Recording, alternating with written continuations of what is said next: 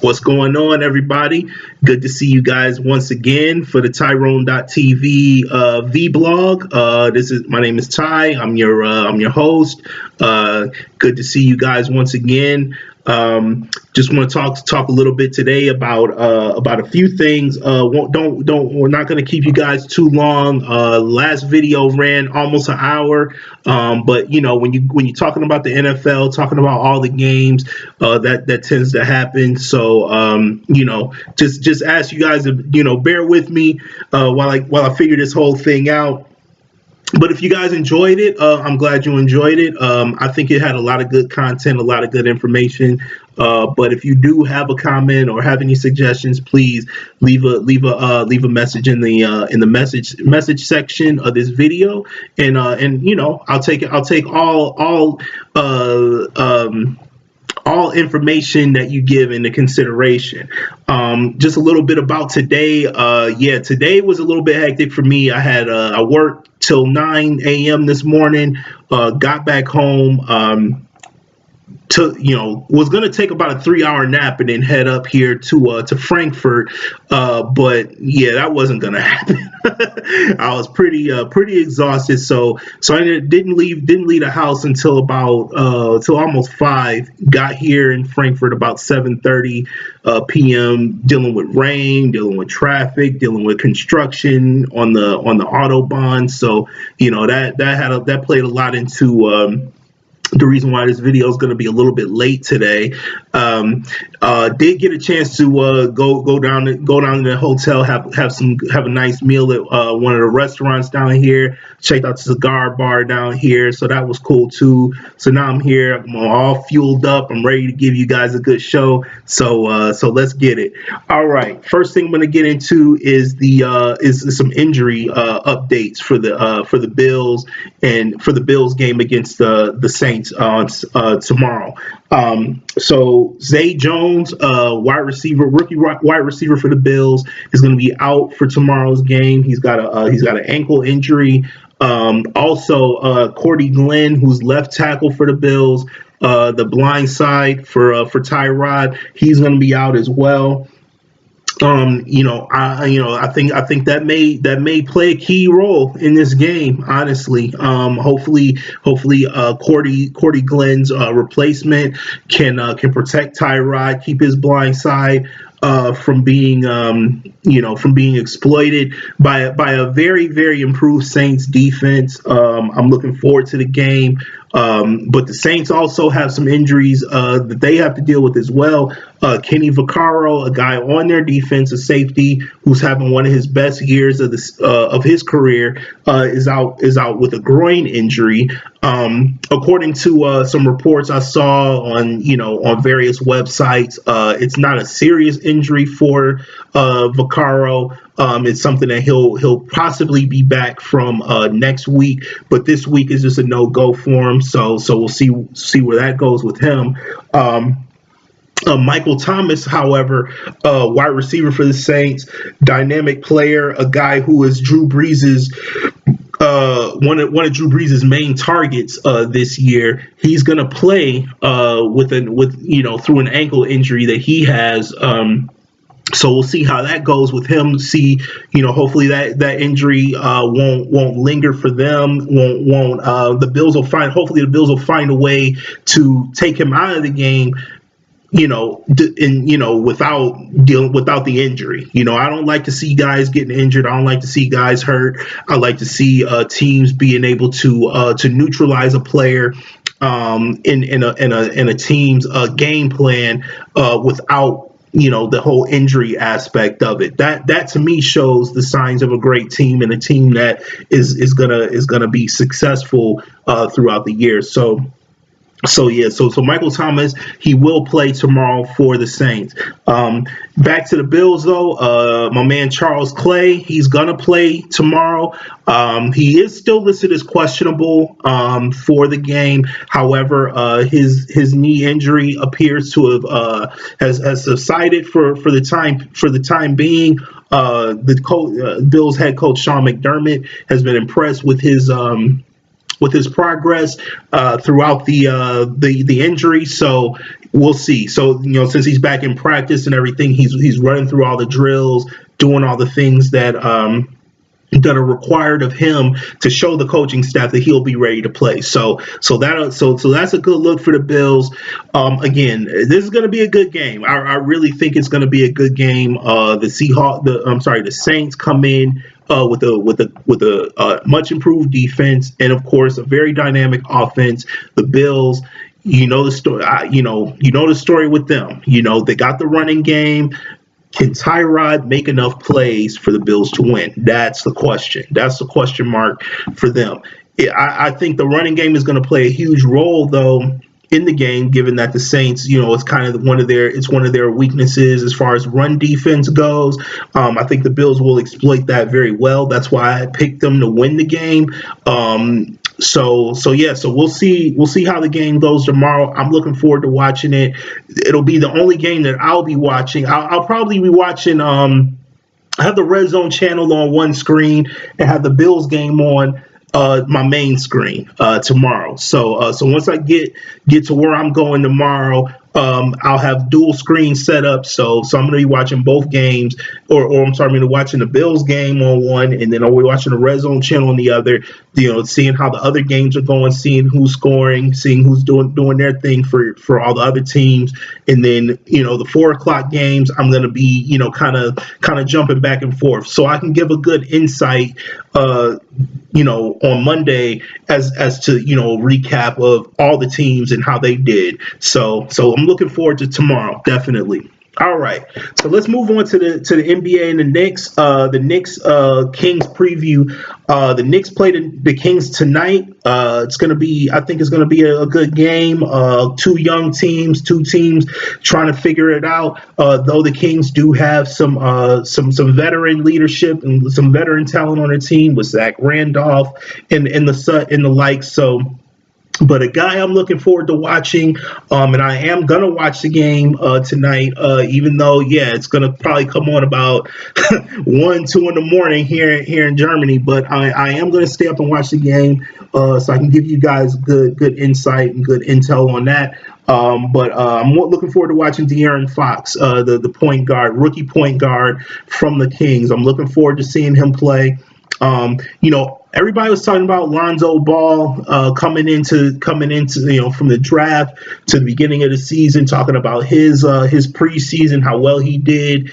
Right now I just don't see it. I really just don't see it from Lonzo. I will tell you this. I am a huge fan of Lavar Ball. I do think Lavar Ball, he's a bit outspoken guy, but I wouldn't even really call him that, because I really think that, when you talk about people that are outspoken and everything like that, they don't say it about certain people, and you guys can kind of decipher that. I'm not going to get into that whole thing.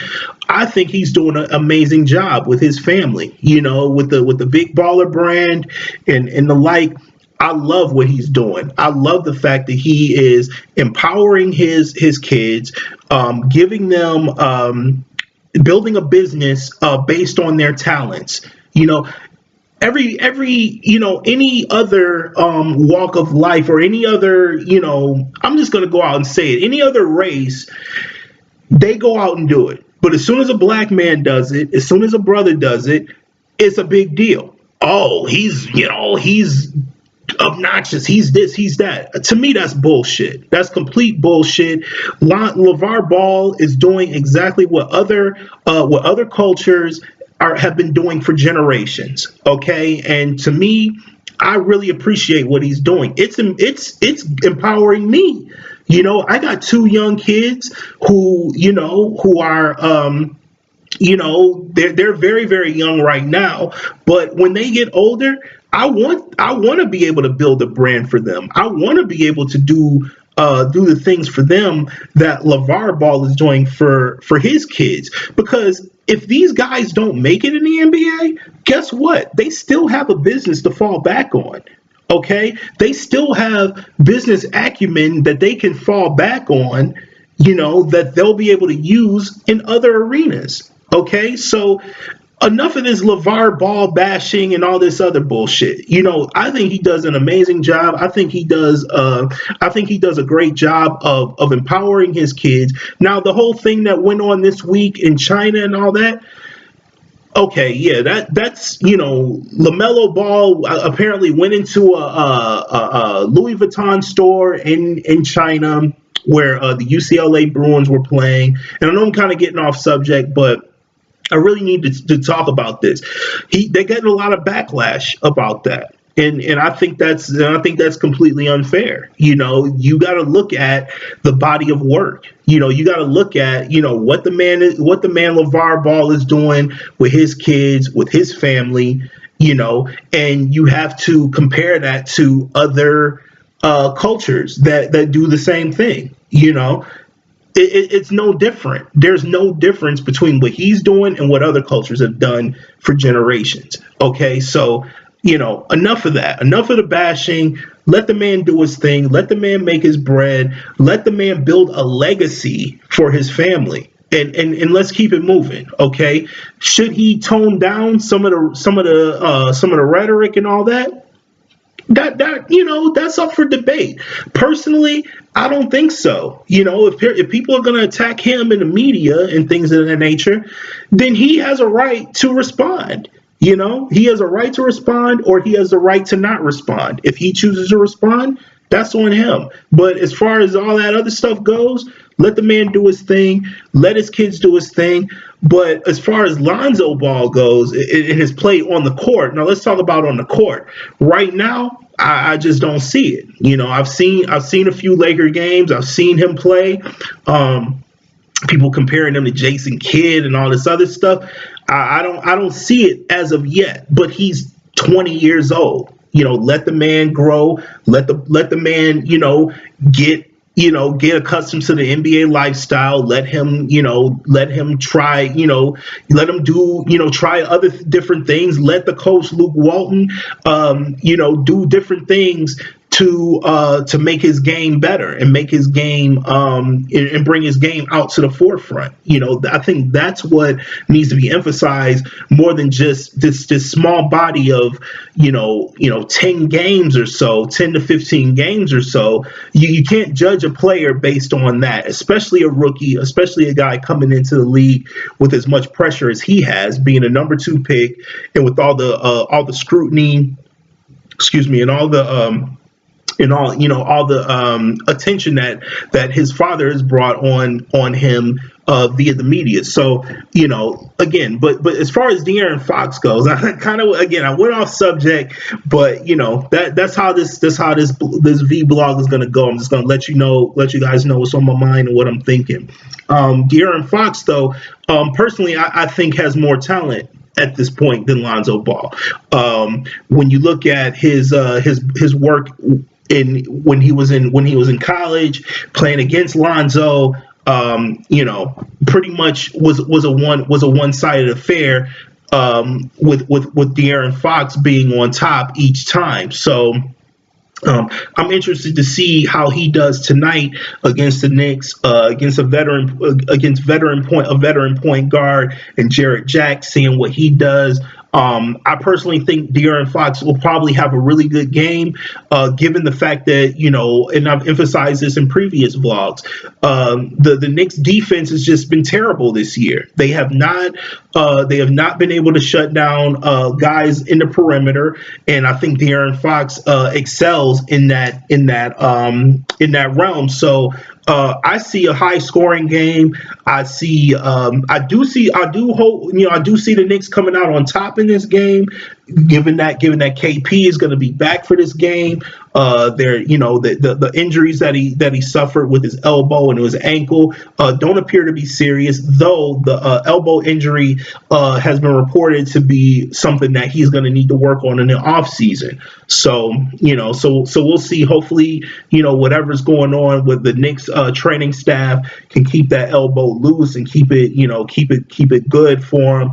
Throughout the season, but hopefully the Knicks will come out. The Knicks will come out on top in this game and improve to 7-5. So I'm looking forward to the game tonight, and I will be watching.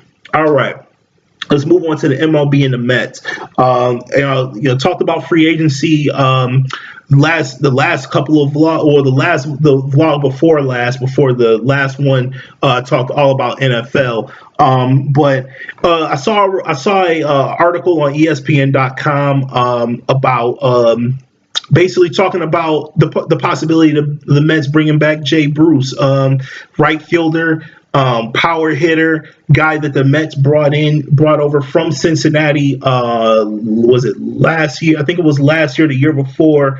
They brought him in, and then they traded him to Cleveland during the trade deadline, or around the trade deadline of last year, and he helped them get to the playoffs, and then they eventually lost in the playoffs to the Yankees, excuse me. So there's talk that he may be coming back. I would love to see that. I think I was ecstatic when the Mets traded for him. I knew that the Mets needed a big bat from Cincinnati. I was hoping it would be Joey Votto personally, because I think he is a phenomenal player. He, and first base is a huge need for the Mets. That's somebody I was hoping that the Mets would try to trade for, but apparently Votto doesn't want to leave Cincinnati. He loves it there. And they're never going to get rid of him. He's a guy who's probably going to play his entire career in Cincinnati. He'll probably play 20, 21 years. He'll get 3,000 hits. He'll hit 400 home runs. He'll drive in 1,600 runs and go into the Hall of Fame. So salute, much respect to Joey Votto. Though I would have loved to seen him in orange and blue. But with that said, they got Jay Bruce last year. He did a phenomenal job for the Mets. He was a guy who they hit in the 3-hole, they hit in the 4-hole. A guy who was kind of like a protection for Yoenis Cespedes. I would love to see him come back in that type of role.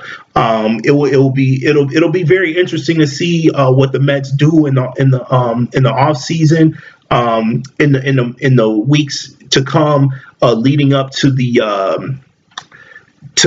owners meetings, and even last season, a lot of moves didn't get made until like right before spring training. So there's a huge window of opportunity to make things happen for the Mets. So if they brought him back, I'd be all for that. So I'm looking forward to hearing more about that and seeing how that goes. All right, now let's talk about the Sabres.